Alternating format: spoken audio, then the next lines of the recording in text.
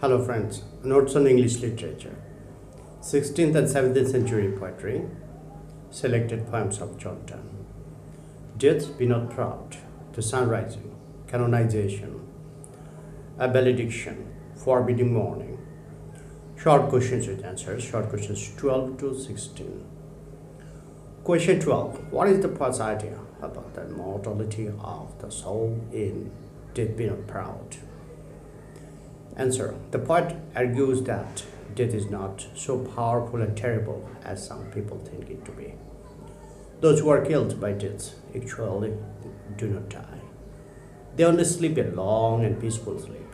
When a man is resting or asleep, he is like a dead man. Rest and sleep are, therefore, images of death. If rest and sleep are a source of much pleasure, death must be a source of even greater pleasure. Because rest and sleep are merely pictures of death. So why should anybody feel afraid of death? Regarding the power of death, the poet says that it is not a free agent. It has no independent existence or authority of its own. In order to kill human beings, it has to seek assistance from chance, accident, the power of kings and criminals. It lives with poison, war, and sickness, all of which are its instruments for killing people. Death causes a long sleep for human beings, but human beings can get an even more restful sleep by taking opium or by means of a magic spell. Why should death then feel proud of its power of destruction?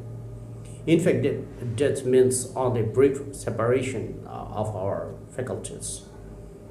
After a long interval of unconsciousness, man's soul wakes up to an eternal life and lives forever in heaven. The soul acquires immortality by conquering death.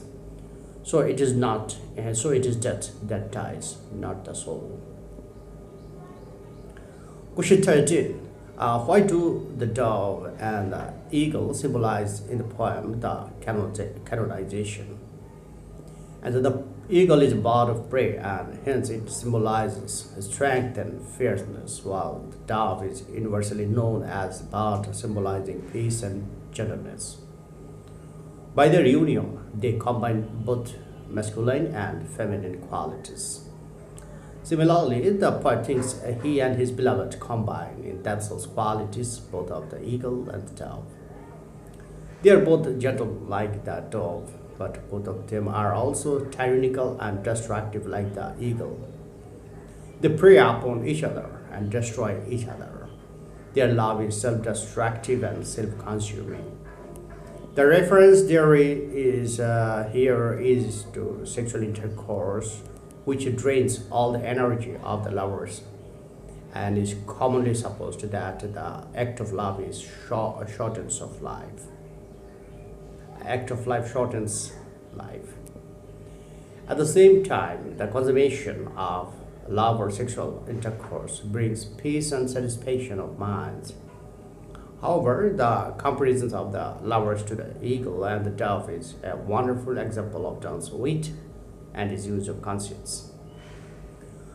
Question 14. What is the Donne's attitude to his beloved in the poem The Sun Rising? And so the poem The Sun Rising deals with the poet's feelings of happiness and completeness in possession of his beloved wife.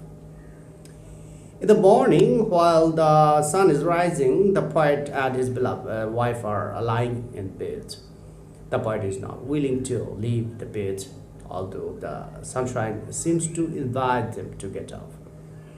He wants to make more love to his beloved in the warm atmosphere of the morning. He thinks the sun, by shining on them through windows, is disturbing them in their lovemaking. So he chides the sun. He believes that he is superior to the sun because in possessing his beloved, he possesses the whole world. She is all the kingdoms of the world taken together, and the poet is all the rulers of the world taken together. The poet also claims that the princes who rule over these states actually imitate him and compared with the glory and richness of his possession, his wife. All honor appears to mere imitation, and all wealth merely artificial. On the bed on which the poet and his beloved are lying is the whole world in a narrow place for them, and they are happier than the sun itself. Though the poet thinks that the sun, by shining their bedroom, only can shine on the whole world, because their bedroom is the epitome of the world. The bed of the lovers constitutes the center of the universe, and the four walls, the spheres, within which the sun revolves. Thus Donne's attitude to his beloved is clear. To the poet, she is the whole world, and beyond her there is nothing valuable to him. Question 15. Describe conceit and wit in Donne's poems. Answer. Conceit is basically a simile or a comparison between two dissimilar things. Here, the dissimilarity between the two things compared is so great that the reader is always fully conscious of it, and even while he agrees to the likeness implied by the poet. According to Dr. Johnson, in a conceit, the most heterogeneous ideas are yoked by violence together. Generally, Donne is considered to be the innovator of conceit, but in fact, the Elizabethan poets and dramatists already used it in their writings. In drawing conceit, Donne makes ample use of his learning, his knowledge of scholastic philosophy, medieval astrology, contemporary art and science, etc. Most famous conceit of Donne is the comparison of a man who travels at his beloved who stays at home to a pair of compasses in the poem, a benediction formidable. Wit in metaphysical sense may be defined as the saying of the fine, sparkling things which startle and amuse. The wit is so to be discovered in the clever and ingenious use of words rather than in the content of the poem. It is an intellectual activity which consists in the poet's perception of similarity in dissimilarity and the ingenuity with which he brings together and combines opposites, whether in words or ideas. Donne's wit is of immense variety. It is found in his use of puns, wordplay, oxymoron, paradox, etc. Thus, in canonization, Donne's wit is found in his reference to the king's real and his stamped face. Observe his honor or his grace, or the king's real or his stamped face.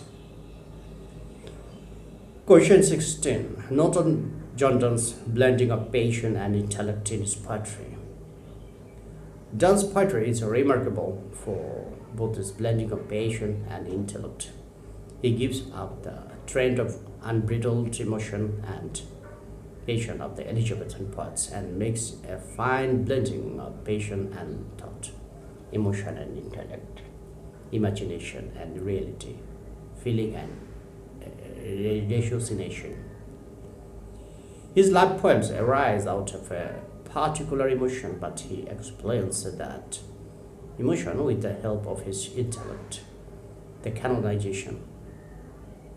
In canonization, Donne successfully blends emotion and intellect. In this poem, he uses some images and concepts to express the supreme feelings of satisfaction in love in a concrete manner. We also find his uncommon fusing of passion and intellect in the sun rising. The lover is undoubtedly highly passionate in his expression of love, but it is always tempered with experience and reason. The peculiar mingling of passion and thought sometimes is better outlet in a benediction for the morning, in which the speaker's beloved is highly emotional, who doesn't allow him to leave her even for a temporary period. But the lover is trying to trying his best to pacify her emotion with some logical puns and arguments.